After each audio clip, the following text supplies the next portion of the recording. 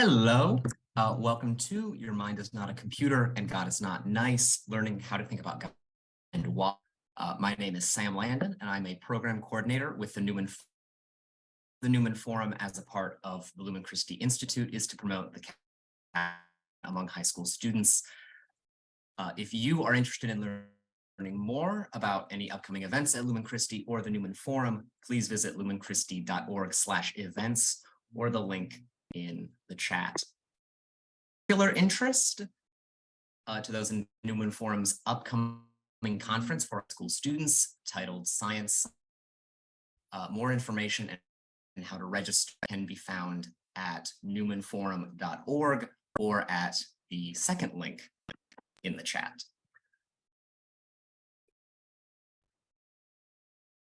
Today, we are privileged to be Ulrich Lehner. Professor Lehner is the William K. Warren Professor of Theology at the University of Notre Dame.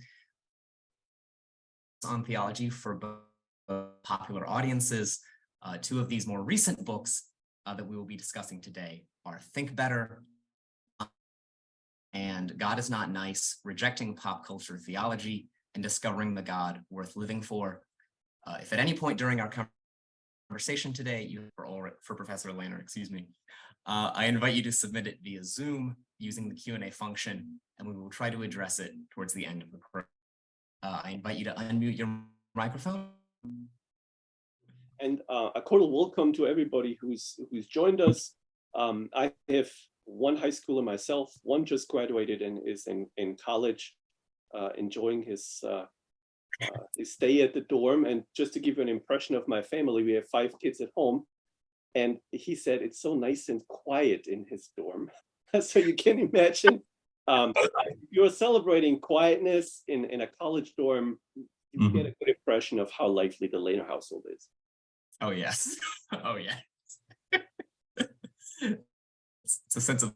And I have to apologize in case my brain is today not properly working. I have a really bad cold, and so really bad head cold. So I hope I can answer all the questions, and I hope I answer them somewhat intelligibly. If not, you can just blame it on this virus. Exactly. Whatever works.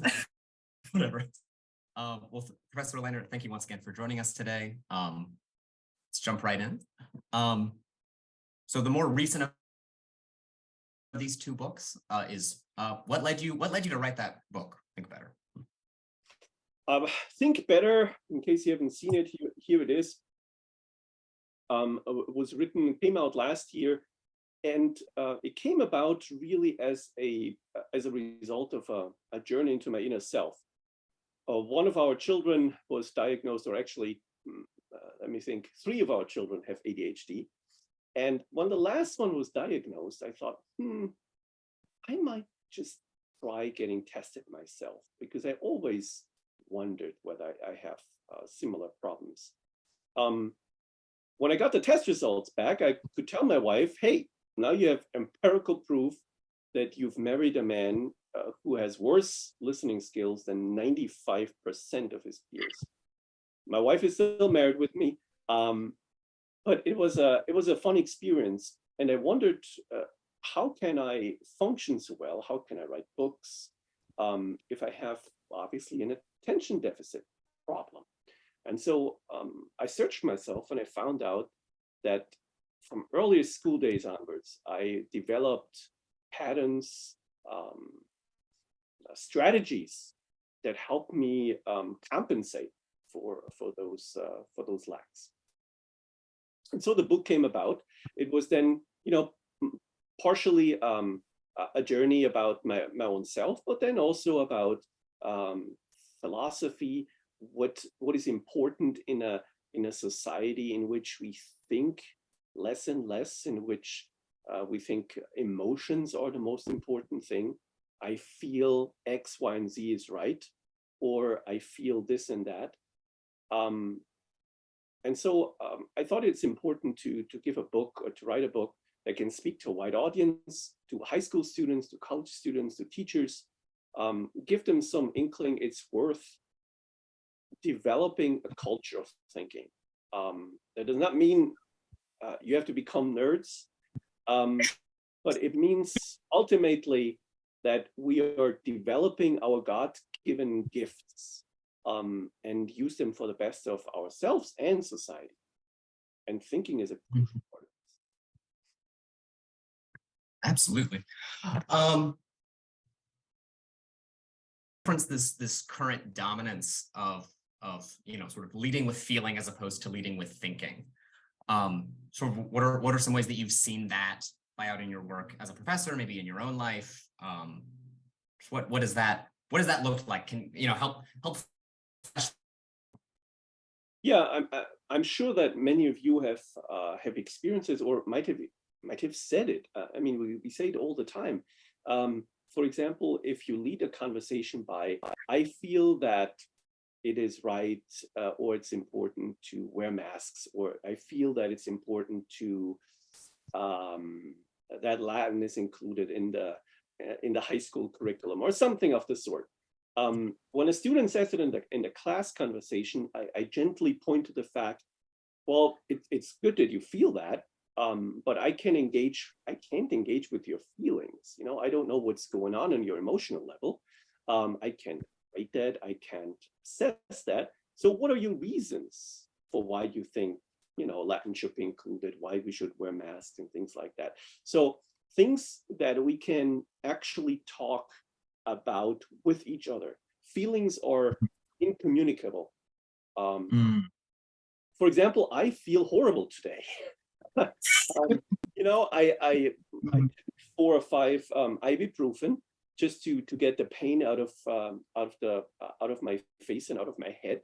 But I can't convey that. You might realize, hey, that guy behaves oddly on the screen and can get an inkling of that he's not feeling well, but I cannot communicate fully my feeling to you, and you can't to me. You can put it in words, but those words are just an image, just an expression of those feelings. So when we talk about feelings, they are something that we really can't put on the same level as rational thoughts or arguments. When we have a rational conversation, when we argue about things, about the truth of things, we should have the same access to a proposition. So give your reasons for why you think Latin should be included. I give you my counter reasons, and then we can start a conversation. Feelings don't determine whether things are right. You might have an intuition that is correct because you've lived a virtuous life, but somebody else might not have that intuition. And for those reasons, we have to then articulate of how we arrive at that. Yeah, thank you for that. Thank you. Was this intuition that might be informed by a virtuous life, and that's something that you talk about in Think Better. You mentioned virtues like humility, self-knowledge, ordered thinking. How do these help aid in good reasoning? Well, for example, I was chatting with a friend the other week about fasting. I don't know how many of you fast sometimes. I've picked it up lately, the old tradition, at least among Catholics. Traditionally, you fasted Monday, Wednesday, Friday. Eat less. Perhaps you don't drink a beer or no wine. Perhaps you don't eat anything or just one meal. So anyway, I realized it was good for me, but also I was able to appreciate food better. When you fast, you become more aware of the things that you put into your body, because you give something up, and by giving this one thing up, you sharpen your perception. So let's say you give up chocolate for Lent, or for Advent. Advent is also a fasting time, really. Afterwards, you will appreciate much more the taste of chocolate. Well, that's actually a cognitive function. That means by giving certain goods up for a certain amount of time, we sharpen our intellect, we sharpen our awareness of things.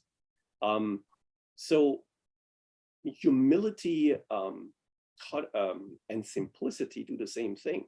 You become aware of your surroundings. You cut back on things that distract you. And ultimately, it helps you grounding yourself in the present moment. That's the really cool thing.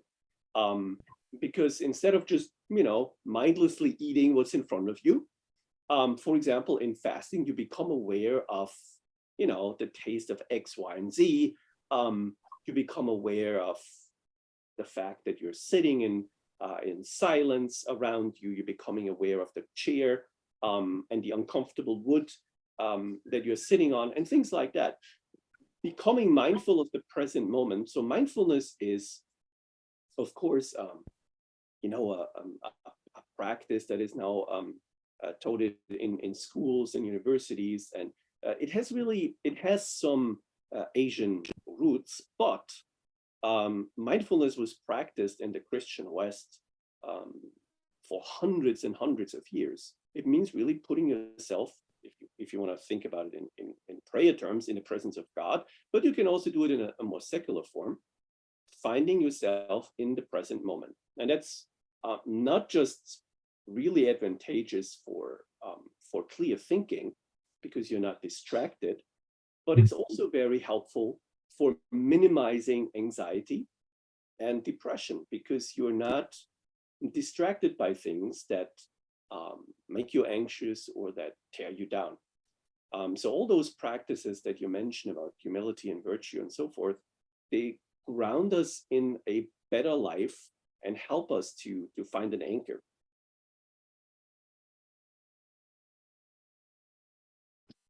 Yeah. If I'm talking too long in too long sentences, you just have to interrupt me. I tend to. Oh, no. Oh, this is excellent. This is wonderful. Yeah, that's really interesting. It almost sounds like the practice of these virtues, right? Like you mentioned fasting, humility, these sorts of things, like under sort of like just acknowledging like the reality is present. Yeah. Right. The reality that we are actually in. Very often we are living in a dream world and we don't face the harshness of reality. For example, when you are humble, you learn to question yourself, to put yourself second. You become aware of other people in the same room, other people with very similar needs as you have. And well, humilis in Latin means, close to earth. It also means the realization that you're yourself just a piece of dirt, which we all are. We're just, pieces of carbon, mysteriously infused with something that we call mind. Highly developed apes with a mind. Once you become aware of that, you don't take yourself so serious, and you don't think that you are God's gift to humanity. And once you do that, you're actually able to see the gifts of others. You see their unique perspective and their unique beauty. And I think that's something that we lose if we're not facing reality. And there are a number of really beautiful examples in the book too, not because I wrote them, but because they can really help us anchor ourselves. So it sounds really weird if you think about becoming aware of your surroundings, for example. So you're looking at your computer, but if I asked you, what is behind you? Do you actually know it? Do you actually know what's in your closet? Do you actually know how your desk really feels, the tactile experience? Or when was the last time you consciously looked at your window and what is outside your window? Not just a brief glance, but consciously looking. And these are all practices of mindfulness that really anchor you in the present, anchor you in acknowledging the reality that we are all in. And they also help us then to dive deeper into this reality. What does it make? For example, if you look now at a screen, you might have, I have a couple family pictures on the wall. You look at the screen, does the screen have a backside? Well, of course it does, but you don't see the backside. Your mind knows it from experience and puts the whole image and the expression together. Once you realize that, you become also, I think you can, how do I say this best? My brain's not not too fast today. It can put you in awe about the beauty of knowledge, of how our mind works, and what we're actually capable of, and that we are not just machines that function according to a certain program. Yeah, I think the statement, especially of like the importance of awe in thinking, has been something that just continually, strikes me anew as well. So I really love this, I guess, on that. Can I just say one thing? So I teach very often at Notre Dame honor students, and I talk with them, and we read a short story about awe. And afterwards, I asked them, so how do you feel about this? Of course, I want to see, how does it affect you? And what do you think about it? And I was shocked that all of the students said, we don't have time to be in awe. I found that so profoundly sad. You could see that they were really moved about this short story that we read. And it was one of the best discussions I ever had in a class. But you could just see in their faces, I wish we could do this more often. Or we can just stand in awe in front of something and just stare until we find our words again, and then talk about it. We're no longer in awe about our bodies, how they work. I mean, if you're young and everything works, that's fine. You don't think about it. But once you, perhaps some of you are playing sports. You tear your meniscus, and suddenly you have to walk in crutches, and you become hopefully aware of how important your knee actually is to your movements. If you continuously try to focus from one aspect to the other, the whole world around you becomes richer, and you're able to see more connections and more associations, and your thinking will also become more colorful. Yeah, do you have any, I mean, you've touched on this with sort of particular examples in the story that you read with some of your students in sort of the awe of the human body. Do you have any like other recommendations on places that students, those who feel like they've lost a sense of awe, can rediscover it? So maybe easy touch points. I know that might be a sort of very broad question, but I'm convinced that only an education is really valuable that puts you at least at times in awe. And if we realize that it doesn't, it's probably not worth pursuing. And that's something that parents and professors and students don't think about. I mean, we can mindlessly, I was reading the other day a book, and the person said, the more I read, the more stupid I became. And not that he wanted to discourage people from reading, but very often, we just accumulate facts and information. And quite frankly, that's not the most important part of human mental life. It's something deeper, something more profound. If we are not in awe about truth, beauty, goodness, justice, we will not be able to recognize them in the little things. Big events of truth and beauty might put us in awe, and then we'll be able to see them on a smaller sphere. So think. I'm sorry, we have strong winds here in Indiana, so that might have been the reason. But being in awe also in a storm is another example. Try to take your lenses off, and experience things as if you experience them for the first time. And that's, that's an exercise you can try with many things. It will enrich your life. That's excellent. Thank you. Thank you very much. I think we've sort of been talking maybe around or just, about it, not quite as explicitly. But what is it that helps?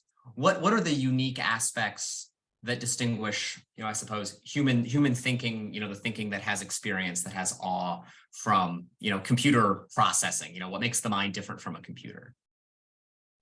One of the things that is most fascinating is that from the moment we are born to, I think, about 4 months at least, we focus on impressions, on images that are about 20, 25 inches in front of us. So it's usually the parent, and especially mom, that takes care of us.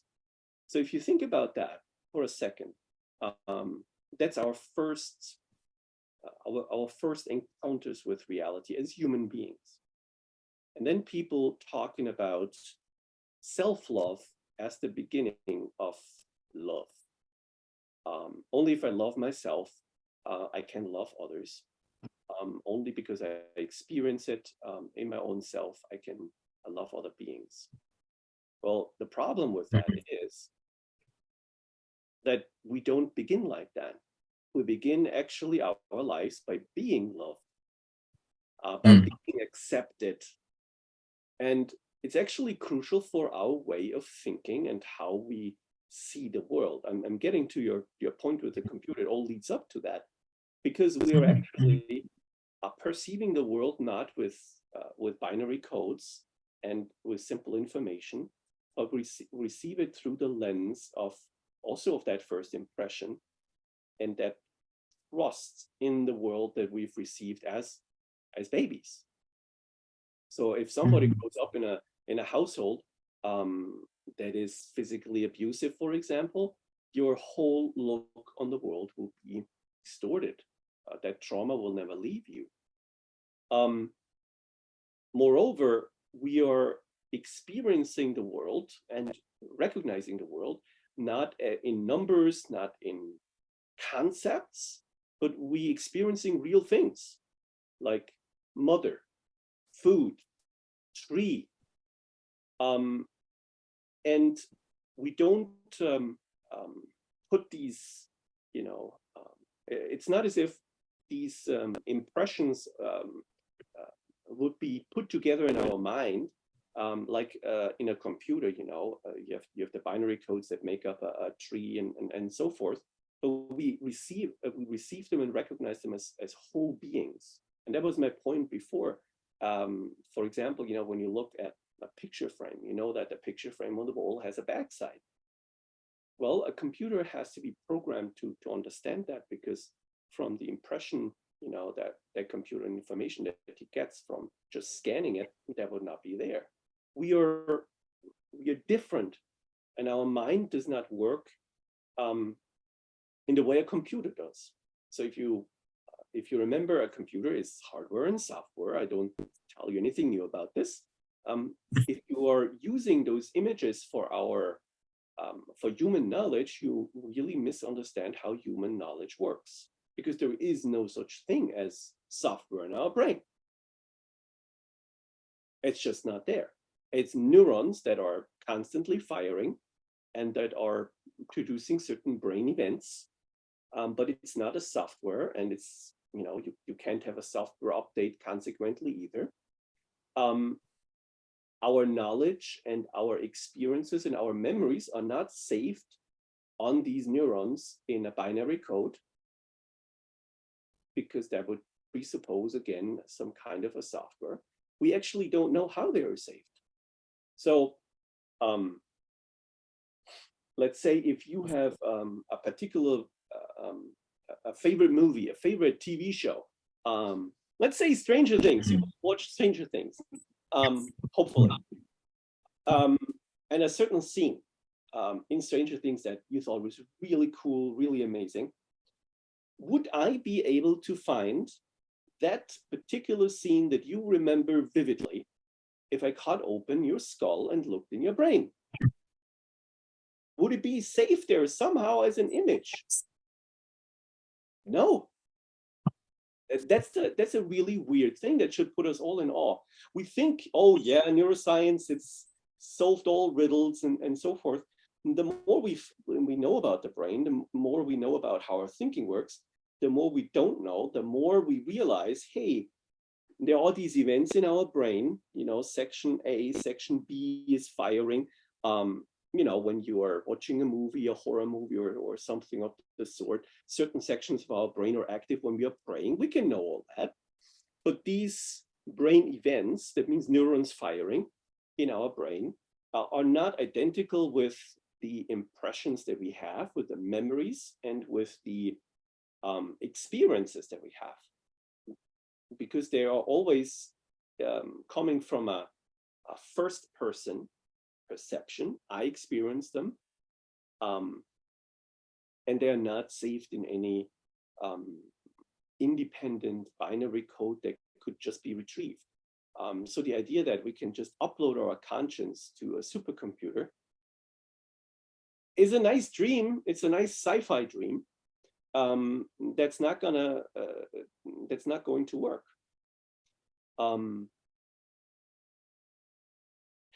By the way, I just mentioned this too, also to give you an idea at Lumen Christi for who to invite next for a speaker. The Nobel Prize for Physics this year, Anton Salinger from Vienna, who is a fellow member of mine in the Academy of Science, is a devout Catholic. And one of his ideas was, his researches of how quantum particles relate to each other. And some of his papers allude to the possibility of teleportation, so insofar it's actually quite fascinating. But they also point to the fact that we are far away from understanding what's really going on a subatomic level. It seems more that we are all connected to each other, actually, and to the entire universe than we think. And I think it points us to two more riddles than clear-cut answers. Well, I tell my students one thing, and I think you can remember this all for high school or your high school teachers. There is always a big temptation of the nothing but ideology. Whenever your teacher tells you X, Y, and Z is nothing but, it's a reduction of complexity. And it always should get your alarm bells on, because usually that is not good thinking. For example, the human person is nothing but a conglomerate of carbon material. Well, we know it is, but it's also much, much more. So the nothing but reduces it to a simplistic version. Or the mind is nothing but the brain. Not true. So keep that in mind as well. Try to differentiate in your thinking. That's excellent. Thank you. And that, this concept of the nothing but, and reductionism being a sign of poor thinking, I think segues us nicely to the second of the two books we're talking about today, God is Not Nice. What led you to write that book? And, what do you mean by that title? Unpack that for us a bit. Yeah, I was talking with my wife the other day, and I told her that I should probably write a sequel to that. God is Not Nice, and neither am I. But I don't know if that would necessarily sell. No, joking aside, God, it's not an atheistic book, obviously, because I'm a Catholic and I'm a Christian. But I wanted to articulate with that God is not boring.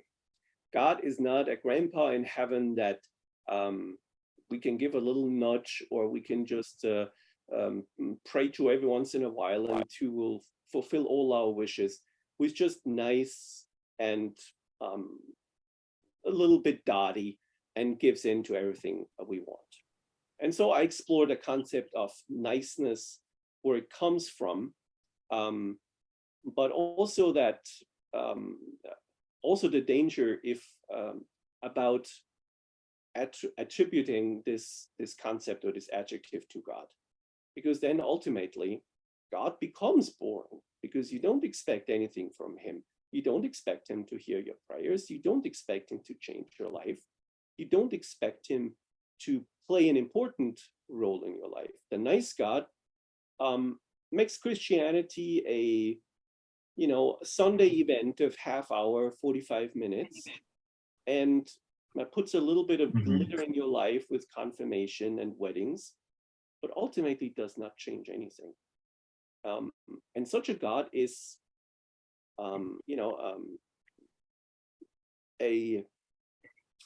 a piece of decoration that we just take off the mantle, brush off the dust, and then afterwards put it back again. I sometimes tease my students and I say, if you really think Christianity is only lived for 40 minutes a week, you might better go to the gym on Sunday. Because, then you really waste your time. Yeah, no, that's a very poignant way of putting it. So, how, with that in mind. Yeah, it also points to the fact that we are doing a really good job in making our faith appear boring. And I know that I'm a boring bookworm, so I always tell my students, don't judge Christianity, from the boring history that I give, but encounter it yourself. See that promise, that challenge. If this God really exists, there is nothing more important in your life than to know him. Don't trust me. Just do your own research and follow all kinds of possible roads. But the beauty of Christianity and Judaism is that you have a God here who is constantly intervening in history. He's constantly going after people, offering himself, but he's not, in that sense, he's pestering his people, if you read the Old Testament, because he doesn't leave them alone. But so is a good friend who wants to get sure that we are doing well. So are our parents, if they realize that we are in a bad spot. He's not overburdening. He's not pushing us in a corner. He's offering his help. And when we accept it, that's the other cool thing, then really great things happen. What I find so fascinating about our faith is it is so often comical. I understand Jewish comedy and Jewish jokes much better, I think. Because if you really read the Old and New Testament, you realize God must have been joking. I mean, the comedy of it all. If you think about it for a second, there is no such thing as a straight line in Holy Scripture. I'm sure many of you have studied a church history. You might have studied the Old Testament with Moses and with St. Paul. Now think about that little fact. Moses is the most important prophet in Judaism. So far, I think you all remember that. Do you remember how he was found? He was found in a little basket in the Nile. That's already the first comical element. When the princess is taking a bath in the Nile, she's not, there for to take a shower or to have to cleanse herself in the Nile. She could do that in her palace, having a golden bathtub, but it's a fertility ritual. She wants a baby. And God sends her a Hebrew boy, Moses, in a little basket. If that's not comical, I don't know. The next thing is this Moses, who is chosen to be lead his people out of the slave house of Israel, then commits a murder. He is, intemperate. And later on, nevertheless, God, keeps his blessing upon him and makes him that great prophet. Now think about St. Paul. There is a comedy. The man who actually failed, who killed somebody, is become a prophet. And the same in the New Testament with St. Paul. The one man who really wanted to destroy all of Christianity and was very close doing it, let's face it. There were not many Christians, a couple dozen. He could have easily done it, possibly. That one man is becoming the pillar of Christianity. If that's not comical or ironic, I don't know what is. And you see a real story emerging. I think that was the main point. Christianity is all but boring. It's really a fascinating account of how God wants to be present in our lives and transform us. But we have to allow him to do that. And very often it's not comfortable to do that, because you have to open yourself up, you have to make yourself vulnerable, and you have to say, God, I'm sitting next to you and you take the wheel. And I don't know if, your parents might have been driving with you and you get your first driving lessons. And remember, the first times you were driving, your parents probably held on to some parts of the car because they were initially scared. At least that was my experience driving with my teenagers. But then, you get more and more experience, and it's a little bit like that with trusting God as well. That's excellent. I'd never thought about the sort of humor. I've thought about the humor of Paul a little bit, but never of Moses. That's a very good point. Yeah. So in addition to, taking the sort of raw humor that's just sort of presented in scripture, in the history of the church, and, in rediscovering awe, what are some ways that, high school students in particular can preserve or rediscover a truer idea of who God is? And how can they share that with others who may still be inclined to say, God is nice, God is these sort of platitudes?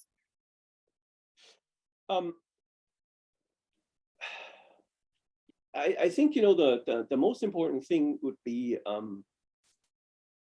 somebody who claims God is nice or he's not, usually is a person for whom God does not have much of an impact on his or her life. So I would just wonder, what role does God really play in that person's life? And I would just say, don't be afraid to let God shape your life. Search for your vocation. Don't listen to your parents when it comes to your vocation. And vocation means, finding your path in life, particularly, whether you're called to marriage, to a religious life, and so forth.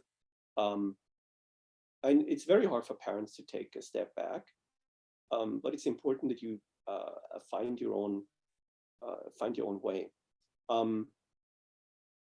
The lives of the saints are really beautiful, and some are, a little bit sugar-coated. Find some good accounts, and you will see that they really are, that they are real sinners. They're real saved sinners, just like us. And if there is hope for them, there is hope for us. And there are also a number of really good podcasts. If you're interested in that. One other aspect, I think, since you mentioned church history, is a lot of students are sometimes surprised when I confront them also with the dark sides of church history. But if you're studying history, that's 2,000 years of human sin, under the umbrella of Christ, who is the head of the church. But that does not mean that humans are not there and screw up, because we constantly do that. So we should not be surprised that we find sin and that we find really deviant behavior also within the church. But that should not make us overlook the sanctity and the awe we should have for those who really live Christ's commandments. But don't feel surprised that there is sin within the church, because we really shouldn't expect the church to be already heavenly Jerusalem. It will be one in the next life, but not here. So I think one also teachers, I think, be honest about when bad stuff happened, but don't make it worse or give it a spin that is just historically incorrect. So for example, witch trials. Okay, yeah, of course there were. But you find really utterly wrong numbers if you go around the internet or things like that. So be honest about what happened, but and don't defend things that are really indefensible. Only the truth will set us free, and I don't think the church has to hide or beautify or sugarcoat any of its history, for that matter. That's excellent. Thank you. I just want to remind everyone that if you have a question that you would like to ask, we'll sort of begin transitioning that way as much as makes sense. Feel free to send that in the Q&A section in the chat. Before we sort of dive into those, I'd be interested, Professor Lehner, you mentioned podcasts and lives of saints. Are there any sort of that you find particularly like impactful or sort of, radiant examples of this, acknowledging the reality of who God is, of just the beauty of the faith of their lives?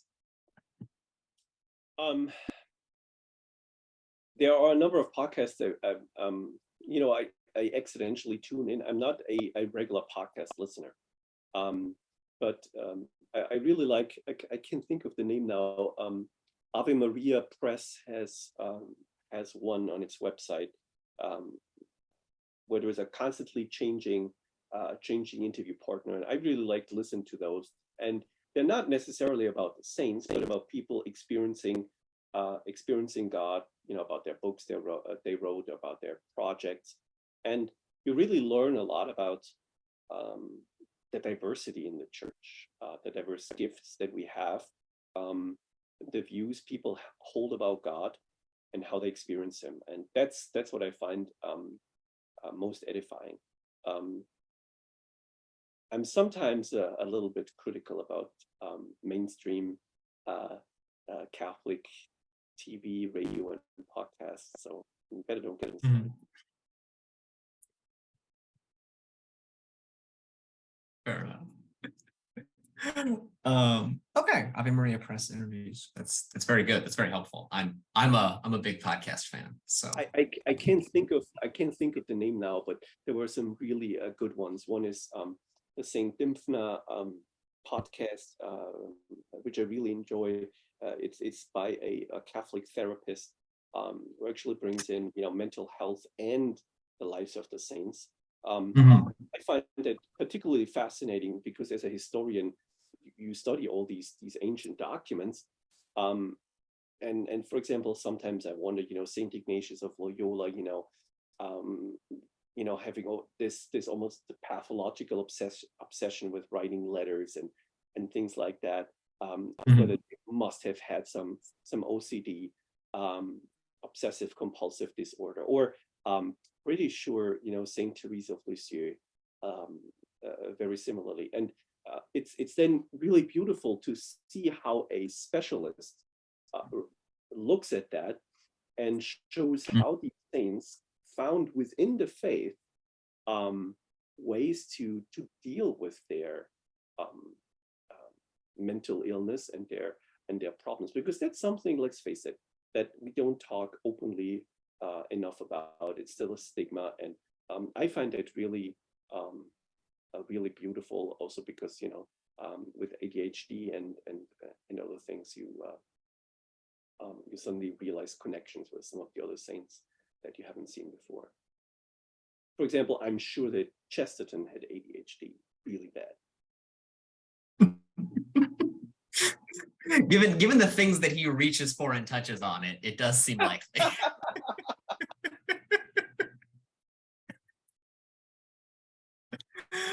Oh, that's excellent. That's excellent. Yeah. I'm looking over at notes and just sort of thinking through what we've been talking about. So I think, I mean, this sort of might be another sort of touch point of the intersection between, think better and God is not nice, and sort of examples of lives of the saints. I think about the example of like Edith Stein, who is someone you reference at points in Think Better, who certainly was no sort of stranger to good, ordered thinking, and certainly no stranger to suffering. And you touch on her notion of like the primacy of empathy, I think is the phrase. If you could say some more about that, or speak about that would be excellent, I think. Yeah, I mean, we hear a lot about empathy and how important it is, and usually it's presented to us as if you have to feel what the other person feels. But again, that's not possible. I can't feel what you feel, and I can't expect that from my children or from classmates or from students. So Edith Stein really, she was a great philosopher. She worked in the 1920s and 30s, dies in the concentration camp in Auschwitz. She's Jewish, convert to Catholicism, a philosopher. And anyway, her first book really wrestles with the question, what is empathy? And she rules out that concept of empathy because she says, well, if I just try to feel what another person feels, I make it all about myself. That I replicate the feelings that the other person has. So that can be true empathy, because then I'm just, hunting for some emotions and I'm trying to replicate them within myself, but I really don't pay attention to the other person. So her discovery is really, and again, she comes very close to ancient biblical texts or texts of the saints, is that somebody who is truly empathetic, let's say your friend has lost somebody died in the family. You see that friend downtrodden, but instead of trying to replicate that feeling in yourself, which will make you really selfish, you just take care of that friend. You're with that friend. You're sitting with him. You are listening to him. You don't give advice because, you just let this person vent and express his or her feelings. And only afterwards, you can reflect then and think, this is how it must have been for him. Mm-hmm. And that is then a question of the mind where you put yourself into, as a second step of empathy, into that position. So it means really utter attention. And attention is something that is harder and harder in our society to learn. Think about students using the cell phones all the time, or professors for that matter. You need to be constantly distracted or updated on things, and we don't learn to be fully attentive in that moment we are encountering somebody. When I talk with somebody, am I really attentive? Do I see that person? Do I hear that person?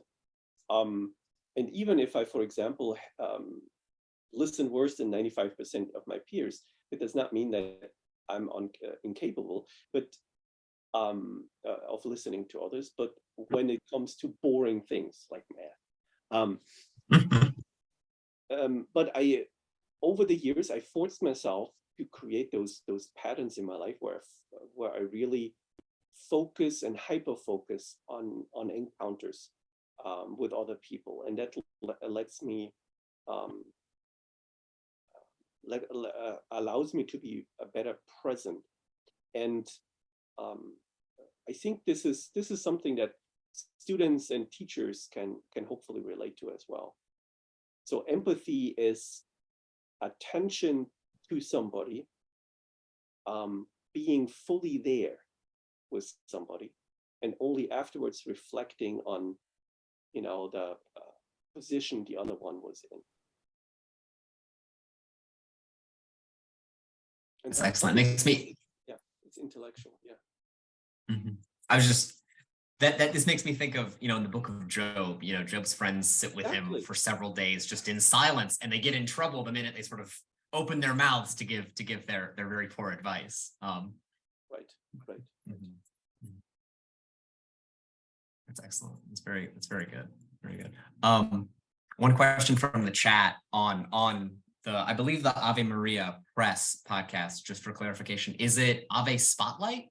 I think that's it. Okay. Well, it's always varying with different authors. Okay. And then you mentioned the Saint Dymphna. Is that Saint Dymphna's notebook, I believe? It is. Maybe? Yes. Okay. Okay. I really like that podcast. I think it's also very well done and something different,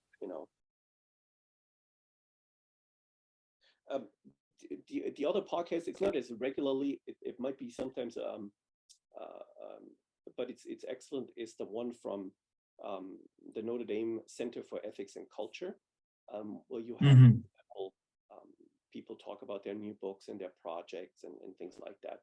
It's more irregular, but the episodes are absolutely outstanding. Good. That's good. Is there a particular one that you recall being especially good? Maybe a good place for people to get introduced to that?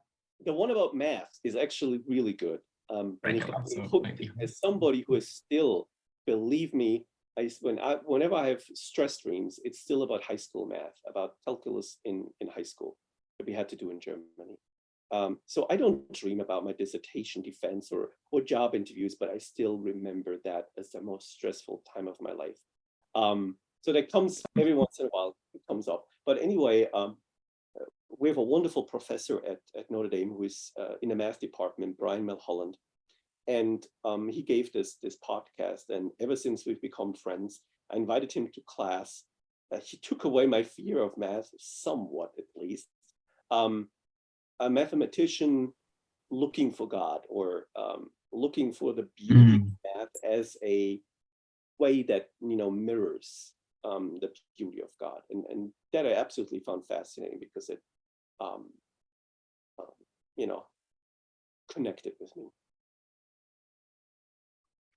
But what were the ways in which, or at either writing both Think Better and God Is Not Nice, or thinking through the process of writing them, clarified points helped you sort of change the way that you approached the questions that you dealt with? What was that experience of writing itself like? Yeah, when you writing is really hard work, and it's nice to see when your students and your own children get a writing assignment and realize, hey, writing is actually not as easy as dad sometimes makes it look like. It is really a process of clarification and a process of distilling your thoughts and ideas. And by the way, I'm a big believer in mind mapping. So trust yourself in taking notes and visualize them as much as you can. That's another thing I experienced, that I'm a more visualized thinker than having everything written down in neat notes, which don't help you much and don't help you create associations. But the process is really important for me, because afterwards I realized, hey, I've learned something. I have, in a sense, given birth to a number of ideas that I've carried around with me, and I'm able to now understand them and articulate them better.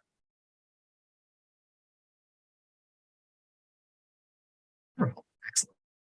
Thank you. I think we have time for probably one last question from the Q&A from the chat.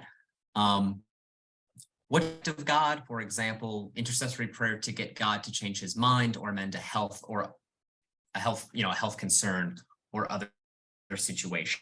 How do we sort of interact with those expectations? Always ask God. I think that's also Jesus's advice. But it should not be the only way with which we interact with him. It's a little bit like having a friend, but you only call this friend when you want something from him. Only when you want to have a football ticket, then you call that friend. Only if you want to borrow the lawnmower, you call that friend. Now think about, should we really understand our relationship to God that way? I think not. St. Francis de Sales taught the best prayers always follow a threefold structure. And I'm trying to teach this to my kids because it's actually very simple. He says the first thing is you thank God, you offer yourself to him, you promise him something, I promise you, or I try my best to follow in your footsteps today. And then at the end, you ask him for something. And if you have those three together, you know that you're in the right mindset. So intercessory prayer and intercessory prayer for health and mental health, I think, are really important. And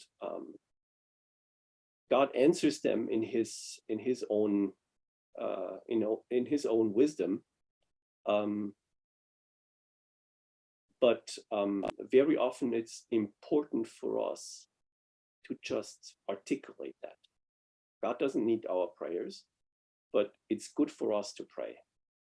And that's, for example, what I find fascinating, where theology and faith overlaps with modern psychology, how important it is to verbalize also our traumas, things that we don't want to talk about, things that we really don't want to verbalize, but we have to really dig deep into our soul. And that's what you really learn in that regard. So keep praying. And the other day, one of my friends, a priest on college, said his new favorite penance is to tell the people who come to go to confession to him is make your own short litany of the saints. And I told my kids about it, and they all loved the idea because it got them thinking, oh, who would be my saint? Who would I, and why, and so forth. But yeah, intercessory prayer is truly important. Thank you very much. And thank you once again for taking the time to talk with us today. Pleasure. Thank you as well, all you participants, for joining us. If you would like to support the continuing work of the Lumen Christi Institute and the Newman Forum, feel free to visit lumenchristi.org/donate. Professor, thank you once again. Thank you all, and have an excellent rest of your weekend. Thank you. Bye-bye.